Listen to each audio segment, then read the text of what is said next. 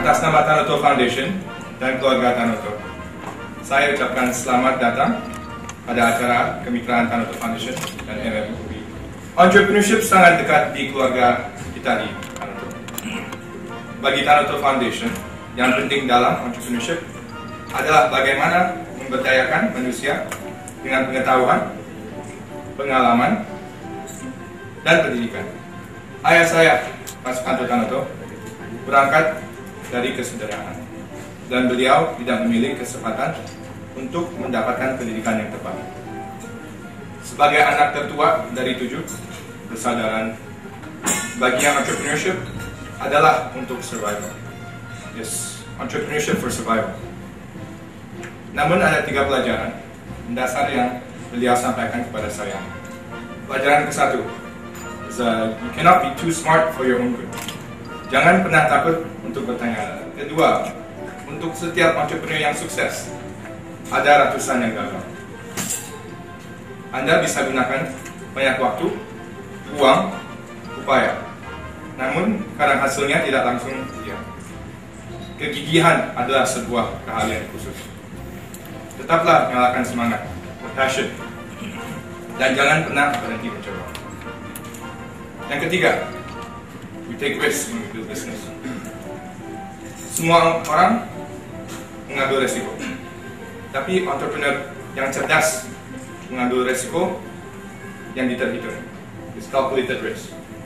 Mari kita gunakan kesempatan ini untuk mendengar, belajar, dan menjalankan di masa yang akan datang. Terima kasih. Kami bersyukur dengan Tanoto Foundation kerjasamanya, banyak support yang diberikan. Setahun yang lalu Pak Tanoto memberikan kuliah umum BMM, salah satunya adalah pentingnya membangun spirit of entrepreneurship. Nah, teman-teman semua, kita perlu entrepreneurship. Entrepreneurship artinya adalah Anda maju ke depan, Anda bergerak ke depan. Ya, dengan Anda bergerak, Anda akan ketemu pintu. Tapi kalau Anda diam, Anda ketemu alasan-alasan. Gimana sekarang kita dalam spirit ini, bahwa Anda tidak ada kalimat bodoh dalam bertanya. Begitu kan tadi maksudnya kan? Ya, Anderson. So, itu adalah cara supaya Anda keluar dari mental gagal. Saya yakin separuh mahasiswa kita masih gagal di sini. Ya, but it's okay. Dengan begitu Anda nanti akan jadi orang hebat. Ya, terima kasih Tanoto Foundation. Terima kasih Bu Doni. Ya, assalamualaikum warahmatullahi wabarakatuh. Hari ini kita melakukan kegiatan yang disebut dengan Tanoto Entrepreneurship Series. Sebagai presenter kita hari ini adalah Ibu Noni dan nanti akan dilanjutkan oleh Pak Yusuf Kala. Tadi Pak Renald Kasali sempat sampaikan bahwa kita memang benar-benar mulai dari bawah.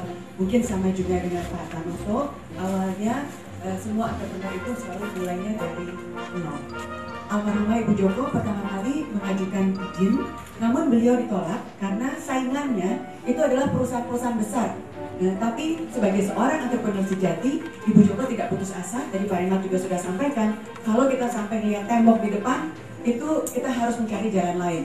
Dan kita sudah mempunyai banyak sekali customer yang loyal, sehingga Ibu Joko mengumpulkan rekomendasi dari customer loyal itu dan berkali-kali kembali dan appeal ke Pak Gubernur pada saat itu. Dan atas belas kasihan awalnya dikeluarkanlah lisensi taksi ke-6 yaitu untuk Bluebird Taxi. Namun sekali lagi seperti tadi disampaikan juga oleh Pak Renald dan Pak Anderson, bahwa sebagai seorang entrepreneur di mana ada halangan itu kita harus melihatnya sebagai suatu challenge. Semakin besar halangannya, semakin berat challenge-nya, berarti semakin sedikit orang yang bisa sukses.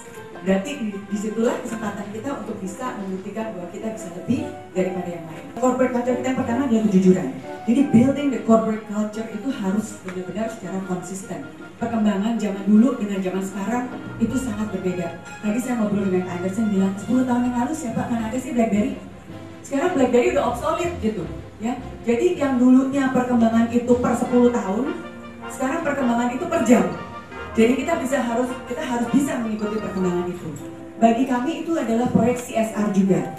Kenapa? Karena kita diminta oleh pemerintah daerah setempat untuk membuat suatu benchmark baru untuk transportasi darat di kota tersebut. Kalau Bluebird masuk ke satu kota, maka seluruh pertaksian yang ada di kota itu akan berubah.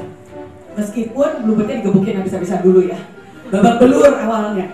So it all have to start from ourselves. Jadi kita dulu yang harus melayani dengan baik. Oleh sebab itu di Bluebird kita mengenal adanya sistem servant leadership. Jadi atasan yang melayani bawahannya. Ini adalah jantungnya dari Bluebird Group, ya, yaitu our people. Yang paling susah ditiru adalah corporate culture yang ada di Bluebird Group. Nah, itu adalah komitmen kami sebagai generasi pada saat ini dari Bluebird Group. Selain melakukan inovasi, yang paling penting adalah memelihara corporate culture Bluebird Group yang sudah dibangun selama 41 tahun. Yang pertama, ini adalah untuk para entrepreneur. Bluebird Group sukses itu tidak didapat dalam waktu satu malam saja. Kita bukan Aladin Simsalabim, ya. Semuanya itu diperlukan adanya perseverance, kegigihan yang tadi disebutkan juga oleh Pak Anderson.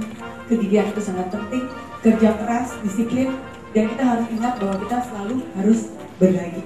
Jadi kami merasa dan kami yakin semakin banyak kita berbagi, kami akan ada banyak yang mendoakan dan mudah-mudahan bisa semakin sukses.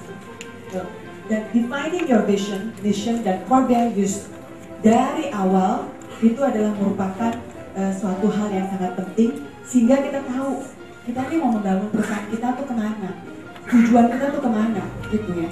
Karena setiap orang mempunyai tujuan yang berbeda-beda.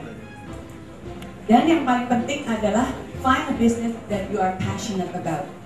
Karena kalau nggak punya passion, itu susah untuk bisa gigih, untuk bisa terus berjuang untuk mempertahankan bisnis yang dibangun. Itu agak sulit kalau kita tidak mempunyai passion.